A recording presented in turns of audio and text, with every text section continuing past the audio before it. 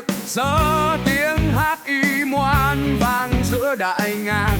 Gió đưa lời ca hòa cùng đất đỏ, người con Tây Nguyên sáng mãi thời gian. Ôi ngoan ngọn lửa không tàn, tiếng hát bay xa thắp sáng đại ngàn. Sinh nhật hôm nay cả buôn mừng hát, y ngoan là niềm tự hào núi rừng.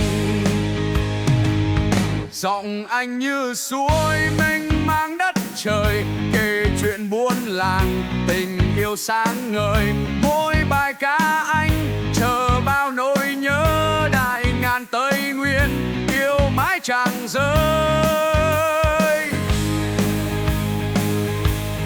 Ôi ngoan ngọn lửa không tàn, tiếng hát bay xa thắp sáng đại ngàn. Sinh nhật hôm nay cả buôn mừng hát, y ngoan là niềm tự hào núi rừng.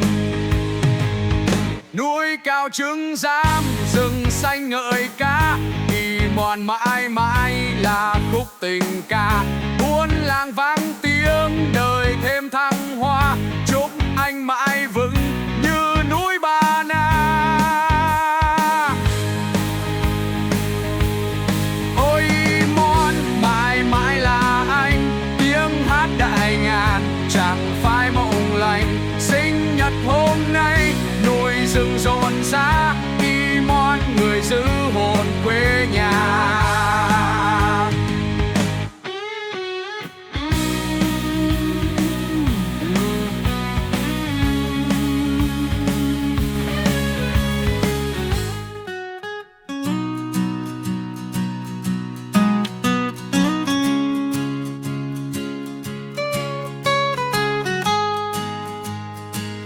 Sinh nhật hôm nay trời xanh rực rỡ, tiếng hát y mon vang giữa đại ngàn.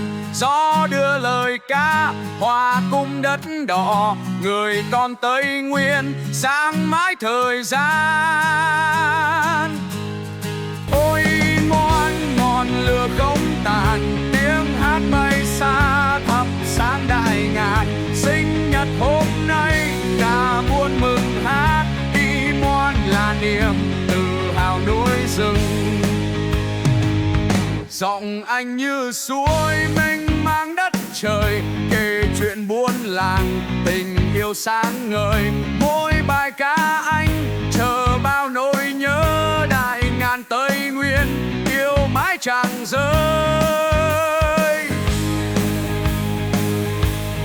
Ôi ngoan ngọn lửa không tàn, tiếng hát bay xa thắp sáng đại ngàn. Sinh nhật hôm nay cả buôn mừng hát, y ngoan là niềm tự hào núi rừng.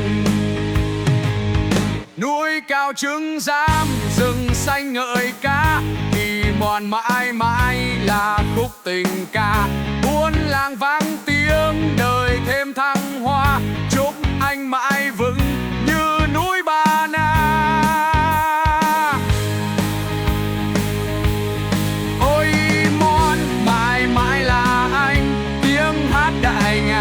Chẳng phải mộng lành, sinh nhật hôm nay núi rừng rộn rã, y ngoan người giữ hồn quê nhà.